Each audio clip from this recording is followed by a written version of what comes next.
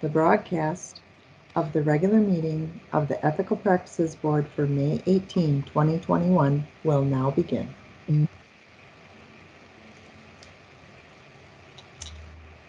Welcome to the regular meeting of the Ethical Practices Board for May 18th, 2021. My name is Kyle Kroll, and I am the chair of the board. As we begin, I'll note for the record that this meeting has remote participation by members of the city staff as authorized under Minnesota Statute Section 13D.021 due to the declared local public health emergency. The city will be recording and posting this meeting to the city's website and YouTube channel as a means of increasing public access and transparency. This meeting is public and subject to the Minnesota Open Meeting Law. As a reminder, I would like to request that all members mute their microphones when not speaking. At this time, I will ask the clerk to call the roll so that we can verify a quorum for this meeting. Board Member Collins. Present. Vice Chair Bach. Present. Chair Kroll. Present. There are 3 members present. Thank you. Let the record reflect that we have a quorum. And with that, we will now proceed to our agenda, a copy of which was posted for public access to the city's Legislative Information Management System, which is available at lims.minneapolismn.gov. At the request of our ethics officer, I'm going to entertain a motion to amend the agenda to include an additional item for the closed session pertaining to ethics complaint number 2021-26. It's a Rule 7.6 motion to dismiss. Do I have a motion? I will make that motion. This is Vice Chair Bauk. All right, I have a motion by Vice Chair Bauk. Do I have a second? Second. Seconded by Member Collins. Will the clerk please call the roll? Board Member Collins. Aye. Vice Chair Bach. Aye. Chair Kroll. Aye. There are 3 ayes. Thank you. Then the motion to amend the agenda has been adopted and approved. With that in mind, may I have a motion to adopt the amended agenda? I'll make that motion. This is Vice Chair Bauk. All right, I have a motion by Vice Chair Bauk. Do I have a second? Second. A second by Member Collins. Will the clerk please call the roll? Board Member Collins. Aye. Vice Chair Bach. Aye. Chair Kroll. Aye. There are 3 ayes. That motion carries. The amended agenda is adopted, and we will now proceed with it. The first item of business then is acceptance of the minutes from our regular meeting of March 16th, 2021. May I have a motion to accept those minutes? This is Vice Chair Bauk. I'll make that motion. All right, I have a motion by Vice Chair Bauk. Do I have a second? Second. Seconded by Member Collins. Will the clerk please call the roll? Board Member Collins. Aye. Vice Chair Bach. Aye. Chair Kroll. Aye. There are 3 ayes. Thank you. That motion carries and the minutes are accepted. At this time, we will now be moving into a closed session. The next items on today's agenda relate to preliminary consideration of allegations of violations of the ethics code by individuals subject to the authority of this board. And Ms. Trammell now will provide the board with a statement related to the need to close the meeting to discuss the allegations. Thank you, Chair Kroll. The next items on today's agenda relate to preliminary consideration of allegations of violations of the ethics code by individuals subject to the authority of this board.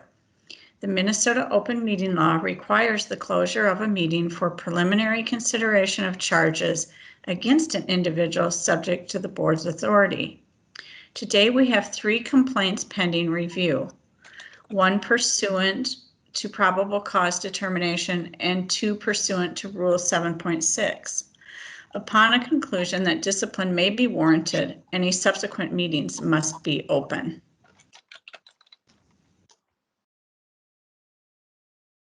Thank you, Ms. Trammell. I will now entertain a motion to close the meeting as required by Minnesota Statute Section 13D.05, Subdivision 2B, to conduct the hearings on ethics complaints 2021-22, 2021-23, and 2021-26. May I have a motion to close the meeting? This is Vice Chair Balk, also move. Second. All right.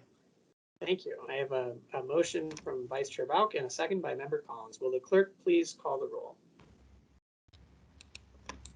Board Member Collins, Aye.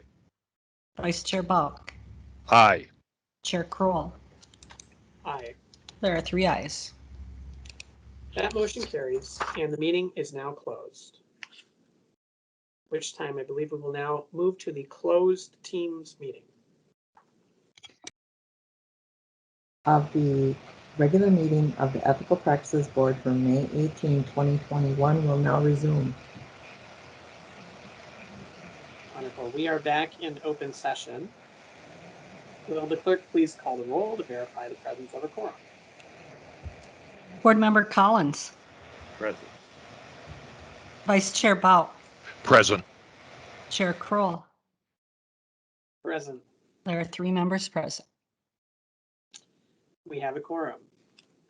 We'll now proceed to the fourth item, ethics complaint number 2021-22. I have a motion for ethics complaint 2021-22. This is Vice Chair Balk. I'll move to find that probable cause does not exist, to support the allegations contained within the complaint, and to dismiss the complaint. All right, I have that motion by Vice Chair Bauk. Do I have a second? Second. Seconded by Member Collins. Will the clerk please call the roll? Board Member Collins, Aye. Vice Chair Balk, Aye. Chair Kroll. Aye. There are 3 ayes. That motion thus passes. All right. We will now then move on to ethics complaint 2021-23. May I have a motion for ethics complaint 2021-23? I will make that motion. This is Vice Chair Balk. Move to affirm that the ethics officer's dismissal of said complaint pursuant to the rules and bylaws of the Ethical Practices Board, Section 7.6. All right, we have that motion by Vice Chair Bauk. Do we have a second? Second. Seconded by Member Collins. Will the clerk please call the roll?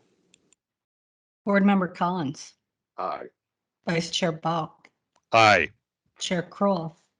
Aye. There are 3 ayes. That motion passes. And now the final ethics complaint for today, 2021-26. May I have a motion for ethics complaint 2021-26? I might as well be consistent. This is Vice Chair Balk. Move to affirm that the ethics officer's dismissal of said complaint pursuant to the rules and bylaws of the Ethical Practices Board, Section 7.6. All right, I have that motion from Vice Chair Bauk. Do I have a second? Second. Seconded by Member Collins. Will the clerk please call the roll? Board Member Collins, Aye. Vice Chair Balk, Aye. Chair Kroll.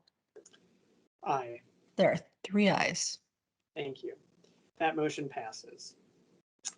We will now then move into the Ethics Code Amendment Project, part of our unfinished business. Ms. Trammell? Thank you, Chair Kroll. If I could ask if staff could please put up the PowerPoint. So today we're going to present to you some of the sections that we've reviewed for change. Can everyone see the PowerPoint? Yes.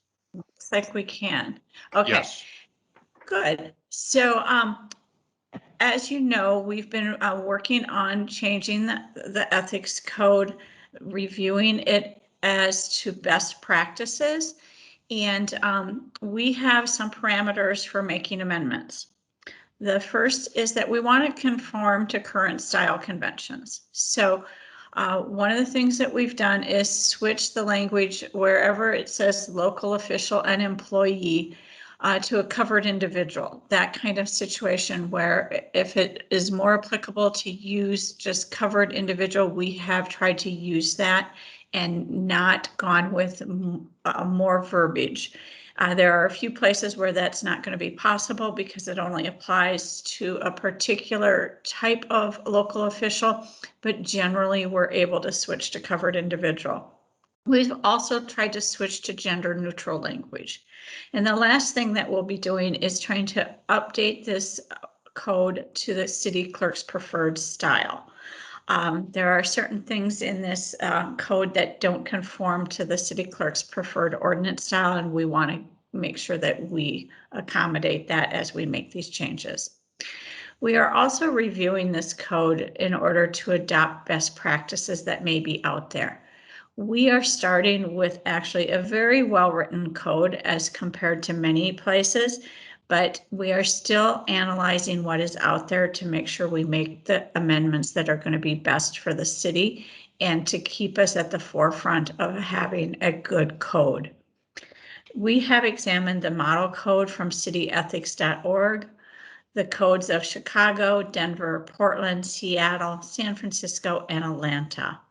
All of those cities have very, I should say, most of those cities have very well-established ethics codes and have participated in the COGL conferences over the years that I've been participating.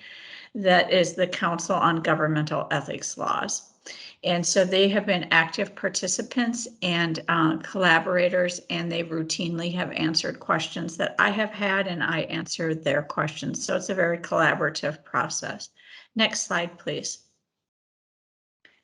So there's the amendment process that we will be going through is on this slide here. And one thing that I want to make very clear as we start is that the edits that we are proposing in this presentation are drafts. And as drafts, they're subject to change. And none of the proposed edits have been reviewed by the city clerk's office yet or by anyone else in the city besides the small ethics team. So the various steps will be first ethics board approval, and then we will have to find a city council sponsor. The sponsoring city council member will give notice of intent to introduce the proposed ordinance amendments. And then at the next meeting, that once they're introduced at the next meeting, it's given its first reading and referred to the elections committee, which is the ethics board home committee. Then there's a public hearing that will be held on the proposed ordinance. Once that public hearing is held, then the recommendation goes to consideration by the full city council. If the city council votes on it and the mayor then can approve or veto that vote, if approved, it becomes an enacted ordinance. The action is then published in Finance and Commerce, and that will happen approximately 8 days after the date of the final action by city council. And that's the process that we'll be going through. Next slide, please. The first section that we have changed, and in this presentation today, we're only going to cover the actionable code sections. The various sections that are out there as the standard for employees and elected officials, as well as board and commission members. Those are the standards that set the threshold of conduct. A department can enact a stricter standard, but no department can have a standard lesser than what is in the code. Those are the ones that we're going to go through today. In this particular section, fiduciary duty, we made 2 changes. Generally, this change was made to just be more readable and move it to an active statement instead of a passive statement. So we changed local officials and employees to covered individuals and just changed the order of that. Next slide, please. There are a number of slides here that we will spend our time on today. I think if we're lucky, we will get through conflict of interest and maybe through the gift section, but I would like to get through at least this conflict of interest section today. And so there are numerous slides relating to conflict of interest. If you have a question as I'm going on, if you would let us know, I will stop and take questions at any point in time. So the first thing that we did is it changed the section back to be broader than it was for a period of time. This is actually where we started. It was conflicts of interest. Then we clarified that what this situation was covering was just financial conflicts of interest.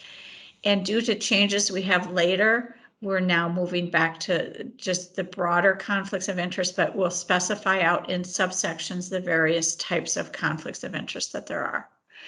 And we indicate here in subsection A that those other types of conflicts are. They're the professional or private conflicts of interest. And there's going to be different rules for each of those sections. Next slide, please. So again, here we get right back into what is that financial conflict of interest. And the amendments in this section are technical, changing that local official to employee to the covered individual, not changing the substance. The only thing that we add here is that the individual must disclose the financial interest pursuant to a different section. And that section describes, and we'll go through that, what the disclosure amounts to. Next slide, please. So when they address potential conflicts of interest, then we talk about what happens if you have a financial conflict of interest. And this is a furthering of that section that we just talked about. This goes on here. So and this is not new material. It looks new because it's underlined. It's been moved from a different spot. But because this has only to do with financial conflicts of interest, we wanted it right there underneath the section on financial conflicts of interest. So it's that you can't participate in any discussion or vote, and they must abstain, but they can be counted for quorum. This is where we have to keep the local officials as defined in subsections 3 and 4, because those are the appointed board members. Those are the people like you who serve on this board. They just, if you have a financial conflict of interest in any of the discussions or matters that come before the board, then this rule says you shall not participate in that discussion or vote on it. And again, you shall be counted for purposes of quorum. And then the third section is if the covered individual has a supervisor. So this would apply to all employees. This requires the supervisor to reassign the matter, if possible, to someone who doesn't have a potential financial conflict of interest. Next slide, please. Again, this continues how to address the potential conflicts of interest. And now we're moving into subpart 2, which is professional conflicts of interest. In this situation, a covered individual is permitted to participate because if they don't have a financial interest. So clearing that you may have a professional interest, as so long as you don't also have that financial interest, you'd be able to participate, but you still must disclose the affiliation with the organization. And so we wanted to make that clear that people with a professional conflict of interest have to disclose it. Once they've disclosed it, then there could be a discussion at that level of the committee or the board. And if people felt that it does impair that person's, they could vote to ask the person to recuse. But you're not required at the get-go to not participate, but you have to disclose so that the discussion could be there. Next slide, please. Then you get to the private conflict of interest. Again, it says here that they could participate in this governmental decision, again, provided they don't have that financial interest, but again, must disclose it pursuant to the rules that are set forth later. Now, all of these things were in the code before, they just weren't identified as those types of conflicts of interest. They weren't identified as a professional or private conflict of interest, but they were still in the code itself. Next slide. So this is subsection C, which is mentioned in each one of those particular addressing conflicts of interest sections. And this is where we say how you disclose. And the disclosure depends on the position that you hold. So the first section, section 1, relates to elected local officials. This was changed because previously it just mentioned the city council, mayor, and members of the city council. It managed to avoid, sorry, something's up on my screen.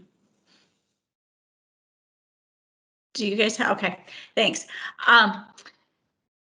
They managed to avoid the members of the elected Board of Estimate and Taxation. And so in order to fix that, we changed it to just elected local officials because those members are covered by the ethics code as well. And that is the change. Those changes that you see in subsection 1 here relate to us making sure that it's clear that all elected officials are governed by this. So we took out the phrases specifying city council and its committees and executive committees and just used the word body, a meeting of the body. Next slide, please.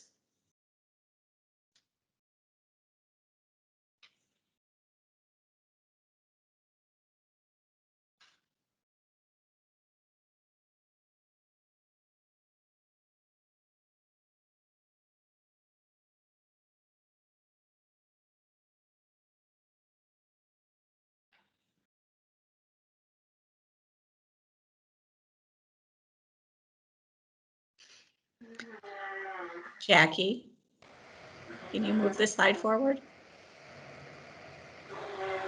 Thank you.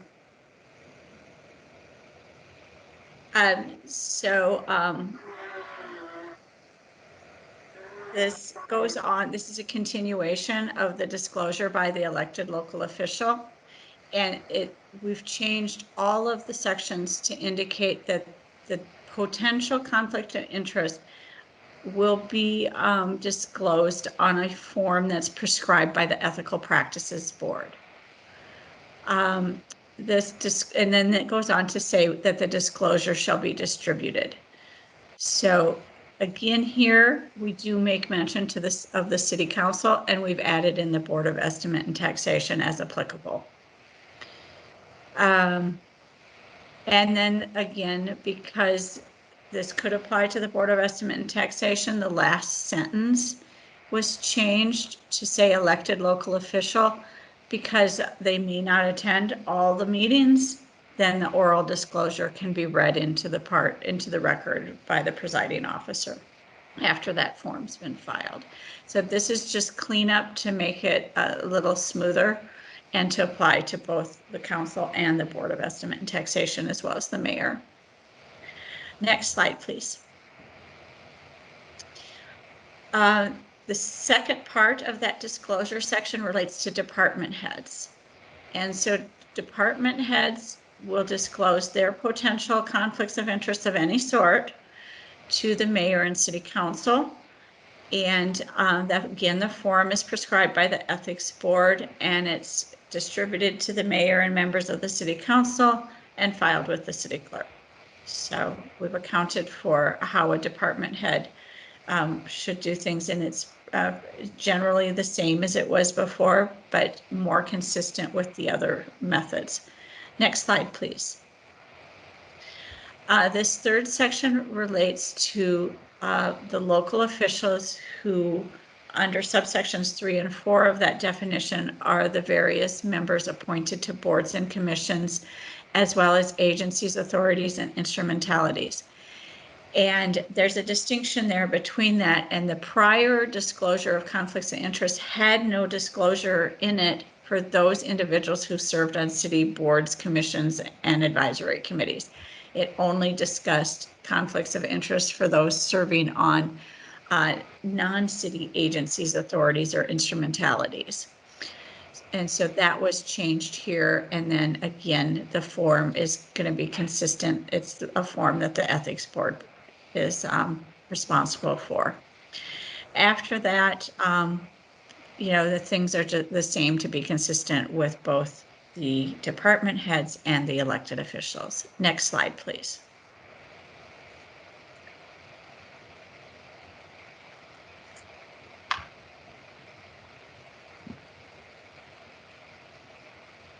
Now we get to employees.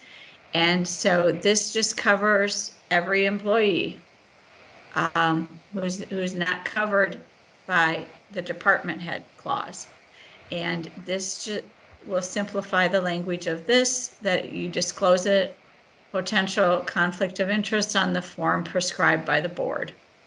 And then the disclosure is the same as it was previously in the ordinance. It will go to the supervisor and department head, filed with the city clerk like all the other disclosures. Next slide, please. The last section of this particular disclosure of disclosure of potential conflicts of interest talks about the timing and distribution. It requires that disclosures be filed and distributed within a week after the individual becomes aware of the conflict of interest. That is similar to what's in the code right now. You note that there's a lot of strikeout on this slide.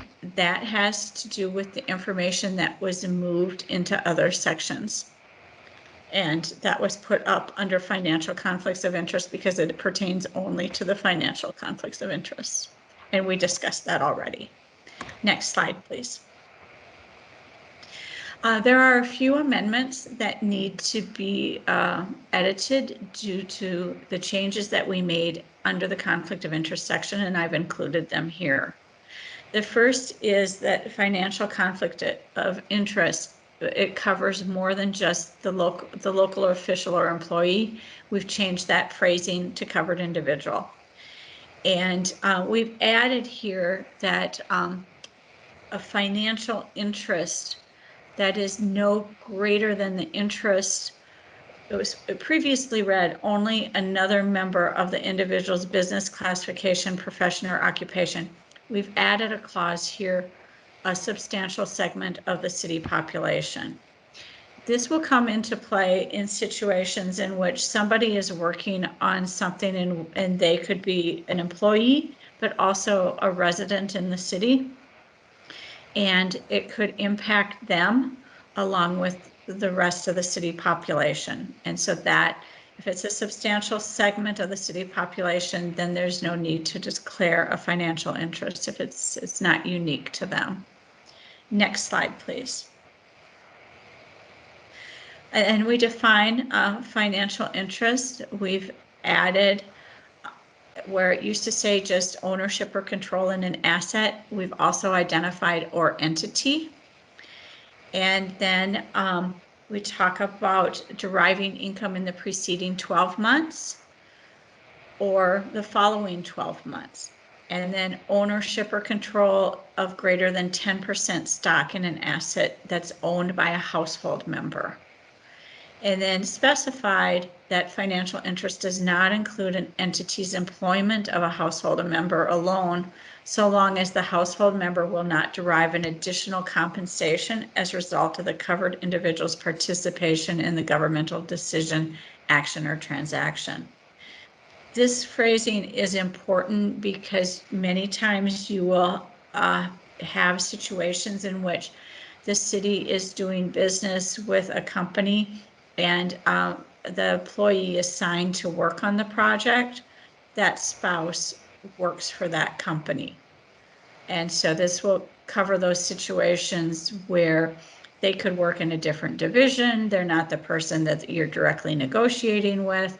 They don't have anything to do with the project. Under the prior ordinance, arguably, you couldn't do any work. I, for example, could not do any work with Target Corporation if my spouse was employed anywhere in Target Corporation, that kind of situation. Next slide, please.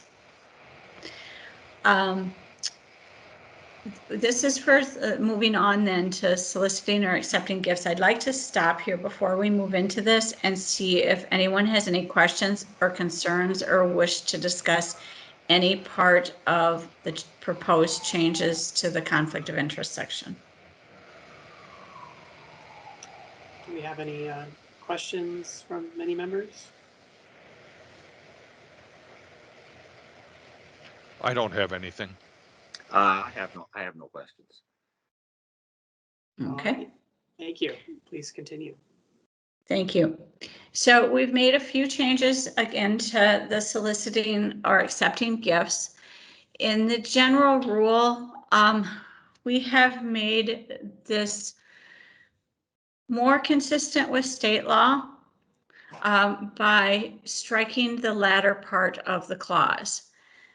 State law, for those covered by the state gift ban, prohibit gifts from lobbyists or principals. And then a separate state law governing municipalities prevents gifts from interested persons. The city's code, as it was previously written, had this additional clause that meant you always had to have a direct financial interest in a decision that the local official or employee was authorized to make in order for it to be a prohibited gift.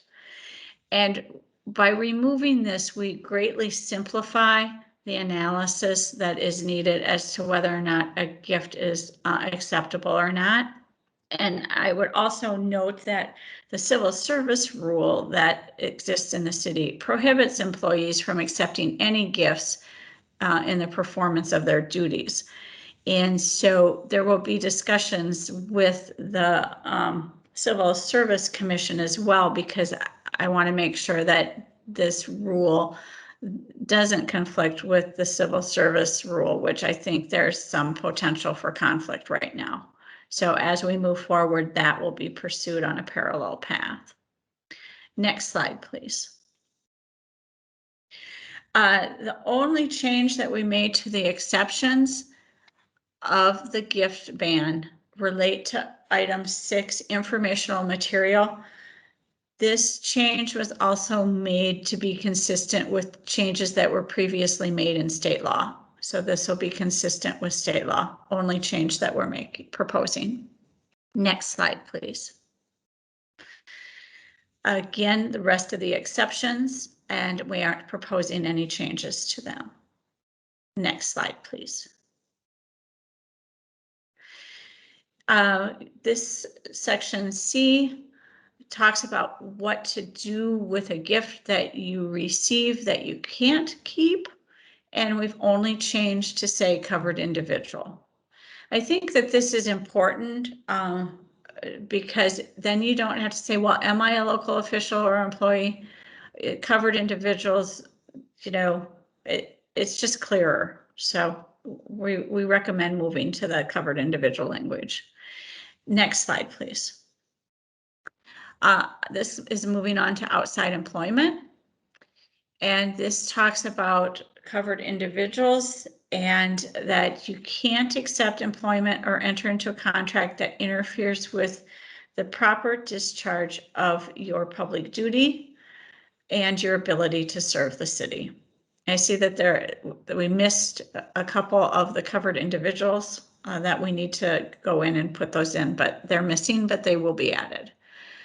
And that just, it's clear everyone has to comply with this. If you are going to accept some sort of employment that interferes with your duty, whether it be to the city as your job, as an elected official, or as a board member, then that you'd have to make a choice between continuing to serve as the employee or whether you want that other job instead. And do I hear a question? No? Okay. Next just slide, please. Member Collins's microphone is not muted, so we picked up Excuse me. some background there. Okay, sorry. Okay, I'll mute it. Next slide, please, Jackie. So this particular one here talks about not accepting employment or entering into contracts if you were involved in some way at the city in your official city capacity in the negotiation, development, awarding, or management of that contract.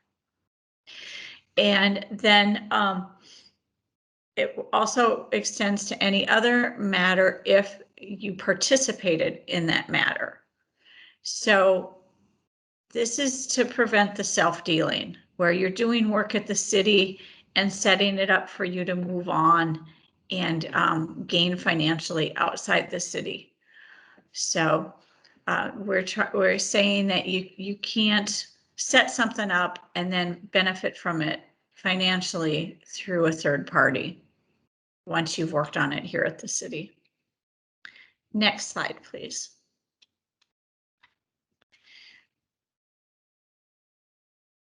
I'm sorry, that repeats itself. So if we could just move on. Subsection D says an elected local official or an employee. And that simplifies the phrase that was preceding it, in that the phrase preceding that was there before referred to elected officials and appointed persons who file statements of economic interest who are also employees. So the simpler choice is to just say elected officials and employees. And the same thing with the section E that refers again to employees or those particular local officials. And it's just simpler to use the language covered individuals. The last section was in the code before, and it makes only mention that you cannot perform this outside work during your hours of employment. It only applies to employees because they are the only ones with hours of employment. And we've struck the word permission because it's a declaration of outside employment is the title of it. And so it talks about it addressing the use of vacation and compensatory time. Next slide, please. Then a new section G is about actually providing that notification by an employee to their supervisor, and the fact that that form is due every year in January. And the form, it used to say prescribed by the ethics officer. We're just making that a general board form. The board will approve the form. Whenever the ethics officer determines there needs to be changes to it, we'll bring the form back to the board. Next slide, please. The next section of the code is the use of official position to solicit privileges or special treatment. And the only change is for gender neutral language and to switch local official or employee to covered individual. No other changes are proposed. Next slide, please. 15.90 is, can you try the earlier slide, please? Jackie? Oh, can you try the next slide? I seem to be missing something. Maybe it's just the title. Okay, previous slide, please. So this starts out with A, so it should, I think it's just mistitled on the heading. It shouldn't say continued. In this situation, we will be moving towards reason of city service because the employment may not necessarily be applicable for, elected officials and whatnot. So we changed it to service, and we eliminated his or her because we don't think it's necessary, and it reads more gender neutral. Then we specify that former elected officials cannot represent or lobby on behalf of persons or organizations on any matters before the city for 1 year, which is what was in there before. It's just simplifying that language. And then the second section has to do with employees. And that's not changing either. It's just simplifying it because it covers both the appointed employees and the non-appointed employees. And so the word employee covers all. And the next part is struck from this. And if you move to the next slide, you'll see that it will show up later. So this last section, these are the appointed persons to boards and commissions. It's just moved to its own section, and it specifies that they may represent or lobby on behalf of people if they participated in city discussions that were advisory only in nature. And then clarifying in subsection 4 that a former employee or local official can't participate in a competitive process. Was in there before, it just didn't specify the former. Next slide, please. No changes then to the last section. And next slide. Use of city property, again, technical changes only to covered individual. Next slide. And then required reporting of fraud. Now we've moved into Article 2. This may be a good spot to stop, Chair Kroll. Or I can continue on for more time depending on your desire here. Well, how many more slides are there in this deck? I don't. There's what, 4 more, 5 more? We could probably finish. Okay. If no one's been interrupting with questions, so. And perhaps it will be that we want to discuss it at the next meeting after everyone's had an opportunity to review them. We will definitely end up having, I think, further discussions, and I know there are more provisions in addition to these.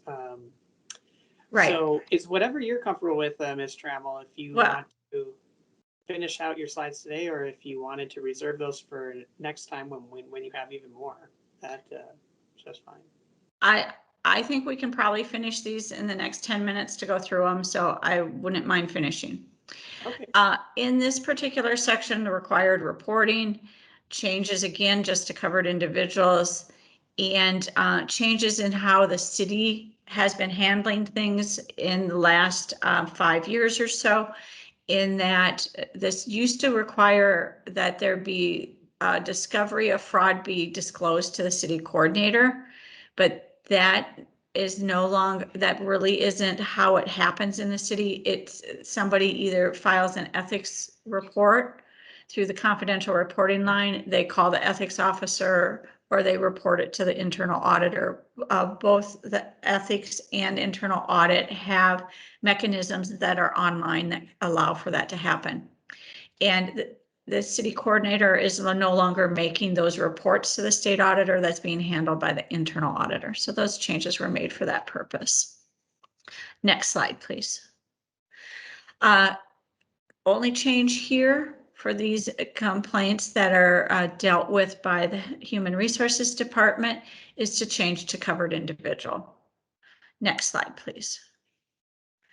The nepotism change, most of these changes are just to switch to covered individuals. And then we're striking the language that is no longer applicable. It applied back when this code was first adopted in 2003, that when the code was adopted, there were nepotism violations right off the bat by employees who supervised their own relatives. And those were required to be resolved by June 1st of 2005. That date's long past. We would recommend that that language be struck. Next slide, please. Use or disclosure of information. In this particular section here, switches to covered individual throughout, and otherwise no changes to the substance of the language such that there's no new reason or cause for a violation. Next slide, please. A related definition would again require the change to covered individual and the gender neutral changes. Next slide, please. Bias and favoritism, it's included in the deck here for us to talk about, but we're not proposing any changes at this point. Next slide, please. Inappropriate influence. In this situation here, we've taken out the clause that would identify the appointed employees and just using the language employee and then removing the gender neutral clause. Next slide. The second half of 15.200 is added a clarification to indicate, because of the language included that said limited to asking or ordering, we want to make that clear that that could be perceived as an attempt to inappropriate influence. And if you're not successful in inappropriately influencing, you have an attempt, and we want to make that sure that that's covered. And so that is the only change that we're making outside of just referring that it's the codes that employees are operating under, because that's what that section B refers to. Elected official and employees of elected officials trying to influence employees by city staff by the language up above in subpart B. Next slide, please. Is that the last one? Ms. Trammell, that concludes the presentation. That's what I thought. I wasn't sure if there was one more closure one. So again, I can stand for questions, but those have to do with, this slide deck has to do with all of the substantive sections of the ethics code for which a covered individual could appear before this board for potential recommendations on discipline. Those are the sections that we did not get into any of the aspirational sections or any of the procedural sections or the powers of the board sections. We will cover those some other time. Any questions for me on any of that? Well, wonderful. Thank you, Ms. Trammell. And I think this is a great start to this project, and thank you for sharing that with everyone today. Are there any questions or discussion, board members? I don't see any. Well, there'll be more to come, and looking forward to that. Well, without objection then, I will direct the court to receive and file the report that Ms. Trammell just gave. The board, right? Was that? Did you say Actually, court? the clerk. The clerk. The clerk, yeah. Oh, I'm sorry. Did I say board? You said Well, I court. thought I You heard actually say said court. You said court. Well, it starts with a C, I guess. It's been a long day. Yeah, the clerk to receive and file that report. Excuse me. Okay, moving on then to the reports. The next three items are the reports of the ethics officer, Ms. Trammell.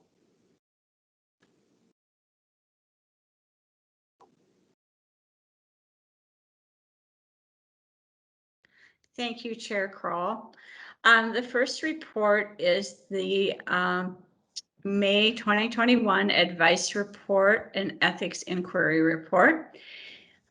We had 33 inquiries covering 36 categories since the March report, pretty consistent with March. And again, the gifts and conflicts of interest were the top categories, not something that's too surprising there. I did not have anything that's listed on the inquiry log that I wanted to bring to your particular attention, but could answer questions if any of you have questions about any of the entries on that log. I guess I would note, though, that again, over the last 2 months, I received 17 emails or voicemails, generally requesting that I remove elected officials or have requested other unactionable responses and or commentary on recent events in the city. And I've noted them here, I've saved them, but I have not responded to those individuals. Is there any thing that anyone wants to discuss from the log? Any member discussion or questions? If not, I will move on then to the next report, which is the complaint report. It's actually been fairly busy related to complaints. And in fact, the report that you are seeing before you was produced before the last complaint came in that we dealt with today. So the numbers won't quite add up if you look at it. Just indicate that. But we have had 10 complaints with 17 allegations filed since March. And then departments reported in 7 more complaints. And so as far as open and closed, there has been some progress made. The 2019 complaints, I received information that those are all now closed. It will be removing the status of 2019 complaints from the next status report. There remains one open from 2018, and that will remain on the report, but progress has been made on closing out of complaints in the last few months. I have nothing further on the complaint status report, and if with the chair's permission, move on to the other activity report. All right, thank you. Yeah, please. And that report, there's been a fair amount of activity outside of general advice, in that there was a request by our city's lobbying division to review their request for council action and a corresponding lobbying contract and some issues related to some changes that were happening within the lobbying organization, and that was handled. I approved an amendment to the ethics code, actually, due to some other activity in the city ordinance proposals. There is a new department that has been, or looks like it will be, if it hasn't already, will be added very shortly to the city's department list, and that department needed to be added to the list of departments in the definition, and that was brought to my attention. So I've approved that kind of summarily. That did not take much time. At the request of a former council member who was teaching a class, I pulled various training materials and sent them to this former council member. That is an unusual situation, but those were all public data, and so I pulled that data for them.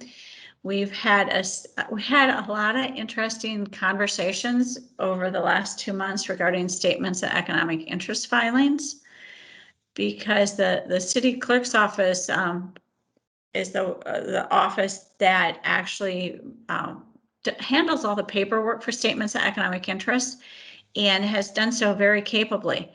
But we have a new state auditor, and the state auditor seemed to think we were handling our statements of economic interest incorrectly, and that people were to disclose at the beginning of the year for the upcoming year. But that's not what the statute says. That's not what the ordinance says.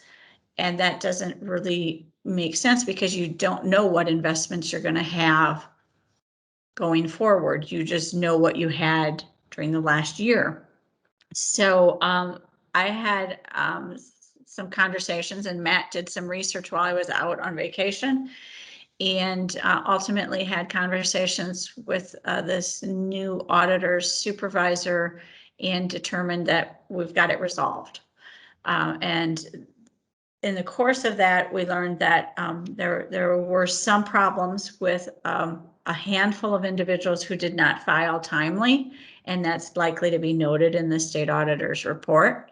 And I've got a tickler on the calendar to make sure that those individuals are contacted by me so that their statements of economic interest are filed in a timely manner this upcoming year. The anonymous hotline and case management system went out for RFP, I think before the last meeting in March, and we have selected a new vendor. I drafted that contract for the vendor. It was actually finally executed today, and we begin implementation starting tomorrow. And the line needs to go live on June 1st. And then I responded to 2 various media inquiries and 1 data request. So that's kind of the outside ethics related information that happened during the last 2 months. Any questions on any of that? Any questions from board members on the other activity? I don't have anything. All right. Well, thank you very much, Ms. Trammell, for those reports. And without objection, I will direct the clerk to receive and file those reports. Thank you, Chair Kroll. Okay. Our next order of business is announcements. And do we have any announcements for this meeting? Not aware of any. Okay, no announcements for this meeting. I suppose one thing I could quickly remind everyone about is the next meeting, when that is scheduled, and I believe it is July. Do you have that date offhand, Ms. Trammell? It's July 13th. July 13th, thank you. I just found it myself, 3 p.m. I see July 13th, but I see maybe there's not a different reaction than I was expecting.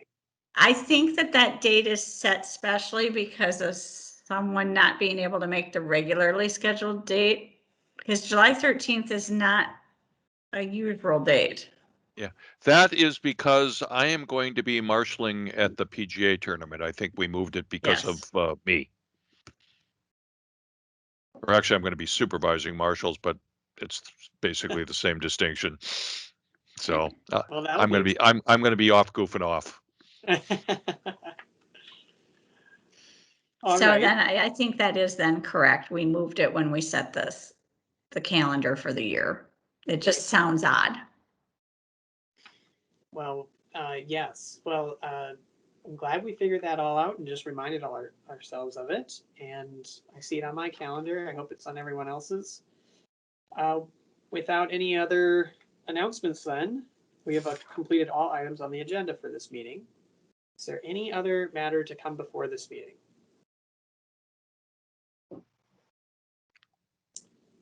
If not, then without objection, I will declare this meeting adjourned. And again, our next meeting is July 13th. Thank you, everyone. Thank you. Thank you Thanks. all. Everybody take care. Thank you, you as well.